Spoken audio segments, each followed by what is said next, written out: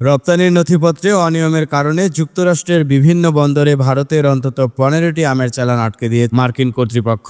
Los Angeles, San Francisco এবং Atlanta সহ বেশ কয়েকটি শহরের বিমানবন্দরে এই চালানগুলো আটকে দেওয়া হয়। খবর টাইমস অব ইন্ডিয়ার। গণমাধ্যমটির প্রতিবেদনে বলা হয়েছে, যুক্তরাষ্ট্রের এমন পদক্ষেপে বড়সড় ক্ষতির মুখে পড়ল ভারতের আম রপ্তানি। এতে ভারতের এই বিপুল পরিমাণ আমের চালান ফিরিয়ে আনতে যে পরিমাণ খরচ গুনতে হবে তা ভেবেই ফলগুলো যুক্তরাষ্ট্রে ফেলে আসার কথা ভাবছেন ভারতীয় রপ্তানিকারকরা। জানা গেছে, ভারতের আম রপ্তানির প্রধান গন্তব্য যুক্তরাষ্ট্র। ফলে এই ঘটনা দুই দেশের বাণিজ্য সম্পর্কের ক্ষেত্রে নেতিবাচক প্রভাব সৃষ্টি করছে।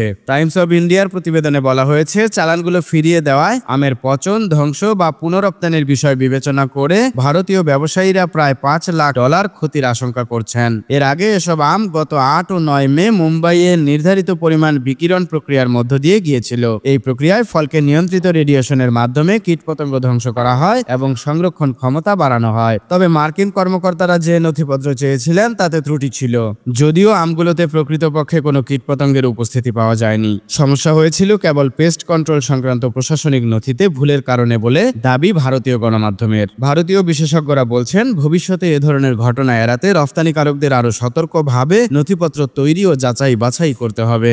আইজামান চমক, নিউজ ডেস্ক, ঢাকা।